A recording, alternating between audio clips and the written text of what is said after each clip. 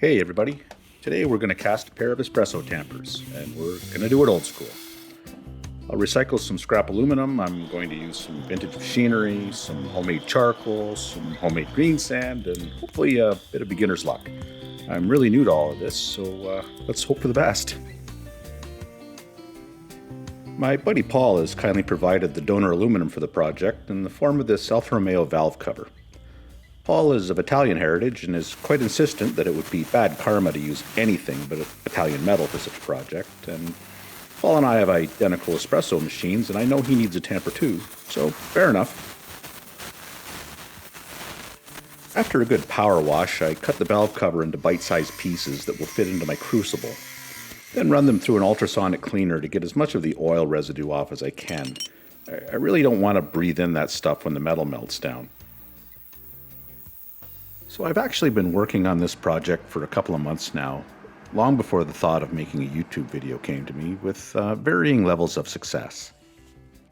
I don't really have a record of the design process or the making of the pattern, which is really too bad, because the pattern I'm using was actually made from an aluminum screen door that I melted down into billets, which I then machined into the various components.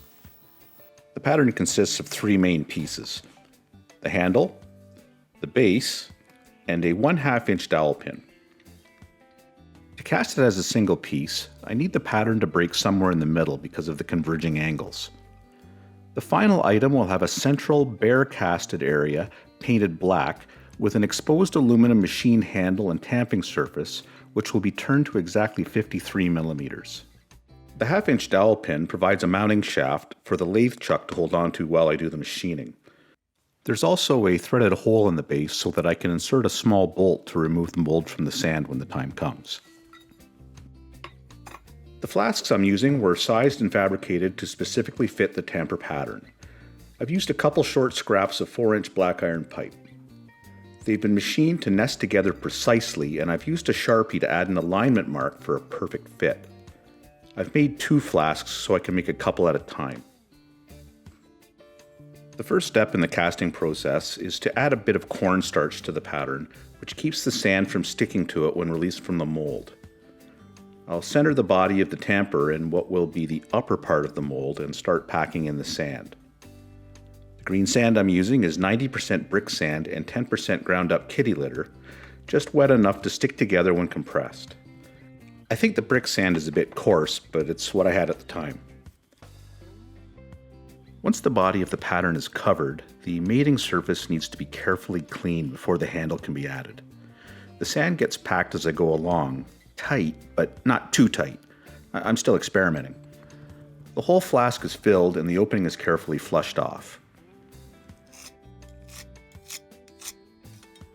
After a couple of gentle taps and a couple of slow turns, the handle can be carefully removed from the sand.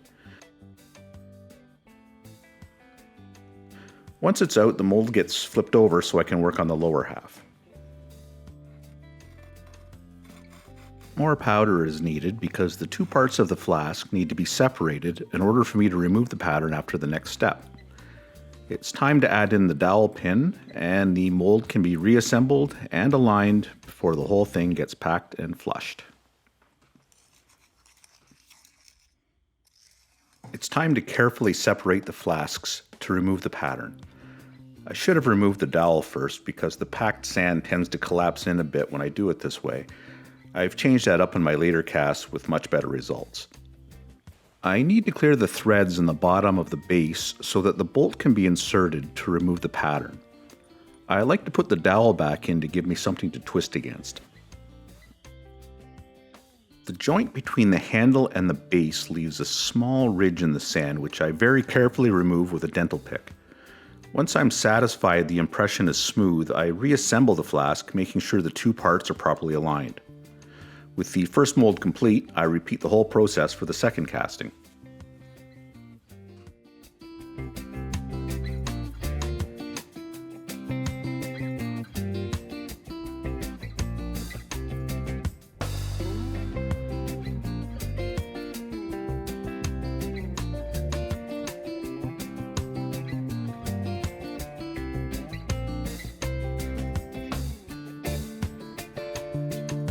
Now that the molds are together, we're finally ready to melt the metal. To do that, we're going to use this blacksmith forge, which I salvaged from my family's farm. It's something like 100 years old, but it's in pretty good shape. The original legs had rusted out and a couple of the bolts had been sheared off, but after a bit of attention, it came back to life just beautifully. I've got it on a set of casters for now, so I can wheel it in and out of my shop. Eventually, I'd like to pour a concrete pad and give it a proper home. You know, one step at a time. In my last video, I made a batch of hardwood charcoal, which is my preferred fuel for melting aluminum. It's free, it burns hot and clean, especially when compared to traditional coal. The charcoal lights easily with a propane torch. It's going to take about 15 minutes for the cast iron to heat up and for a nice bed of coals to establish themselves. I've been using these inexpensive clay graphite crucibles to do my melting. I think the charcoal is kind of hard on them. They're starting to crumble a bit, but they haven't failed me so far. It's important to warm them up by placing them near the fire before actually placing it in the hot coals. There's something really zen about this process. It's a complete sensory experience. I really appreciate quality machinery, and this forge is really something. The smooth turning blower is perfectly balanced. There isn't a hint of vibration as it spins. It's such a pleasure to use. And then there's the heat and the sounds of the fire. The air hits the charcoal and turns this thing into a fire-breathing dragon. It just comes alive in its own way. By the way, the high-pitched chirping you hear in the background are the frogs singing for the first time this spring. It's almost deafening in person, and I've noticed the camera microphones really pick it up. My fire looks pretty good, so I'll add the crucible and start to heat it up next. There's a few small pieces of the valve cover in there already, but you just can't see them. Most of my homemade charcoal is pretty big and doesn't pack very tightly around the crucible, so I have to crush it down a bit before adding it to the firebox. I want as much of the crucible to be encased by the coals as possible to get it as hot as I can. As the coals burn down, the crucible will sink a little bit deeper into the fire, which helps a lot. I use a 1/4-inch steel plate with a hole drilled through it to cover the crucible while it heats up. This keeps the little sparks and embers out and helps the metal to melt a bit faster. Charcoal gets used up pretty quickly, so I have to constantly replenish it. As you can see, things are really moving along now, and that fire is hot.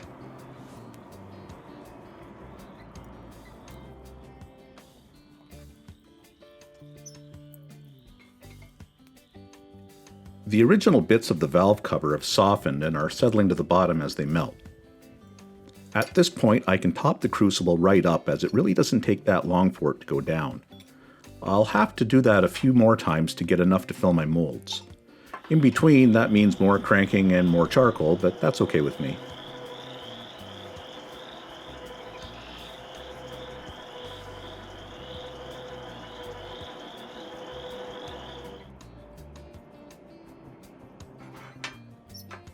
After the first few pieces are melted down, a puddle will start to form in the bottom of the crucible, and the heat transfer will be increased due to higher surface area to the unmelted pieces, and that really speeds things up dramatically.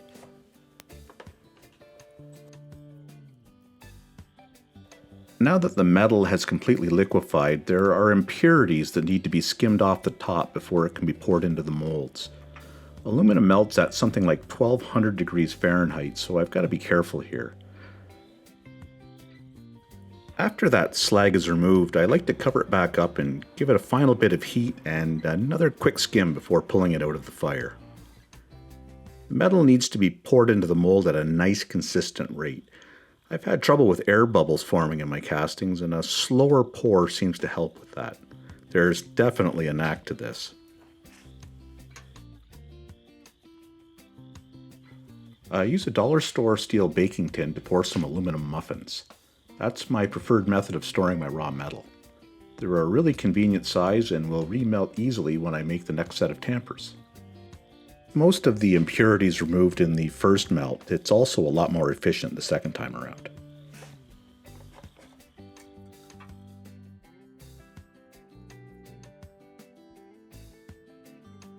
I probably could have filled both molds from the first crucible, but I wasn't sure and I didn't want to fall short. With everything hot and ready to go, my plan was to melt the entire valve cover anyway, so I'll just fill the second mold from the next batch.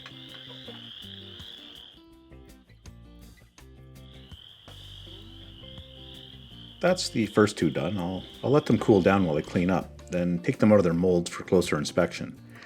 It takes a good hour before they're ready to handle, and even then they're still pretty hot.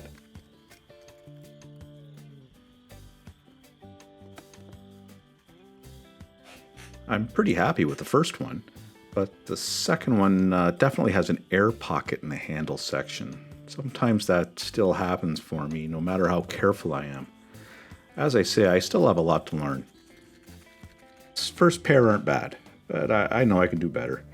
The cast surface is still pretty coarse, and I know I need to improve my sand mixture, but maybe I'll do that in my next video.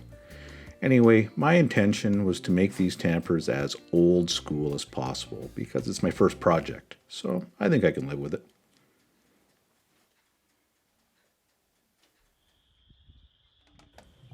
It's the next day and I'm going to cast 4 more blanks using the same method. This will use up all of my Italian aluminum, and I'm pretty sure I'll get at least 2 good castings to work with.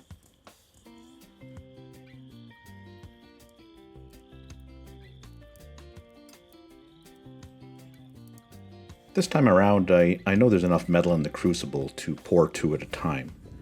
It doesn't take too long to get them all done. It's pretty easy to see what I mean about these aluminum muffins. I can load way more metal into the crucible at once, and there's almost no slag to be skinned off before pouring. It's a much more efficient and faster way to do this.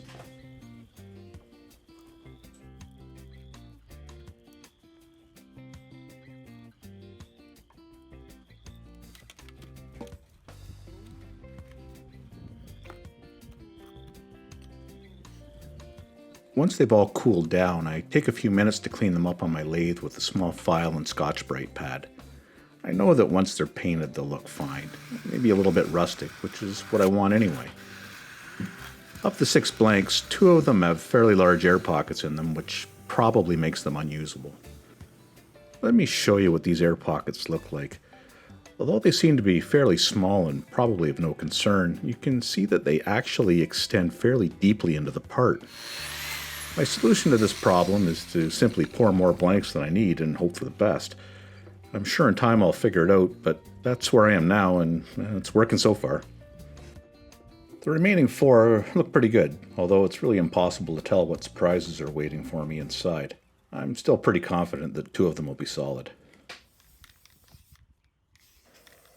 The bare aluminum needs to be treated with an etching primer before it can be painted. I put on a couple of thin coats of primer and then follow up with a couple of coats of black enamel.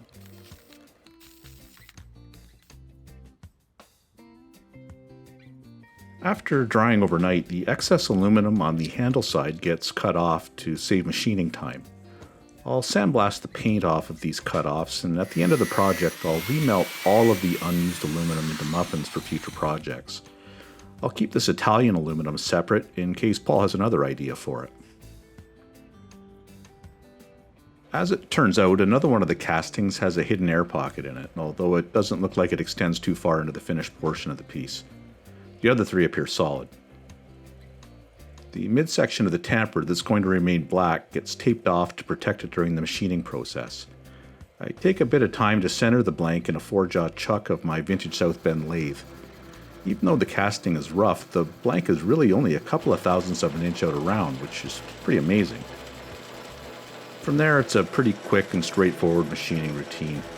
I do the handle first and the tamper body. I use a sharp pointed cutter and then a blunt nosed one for the final finish. I round the sharp edges with a file. I'm not going to go to the trouble of mirror polishing the bare aluminum. I much prefer the look of a nice uniform machine surface. The base of the tamper gets the same treatment.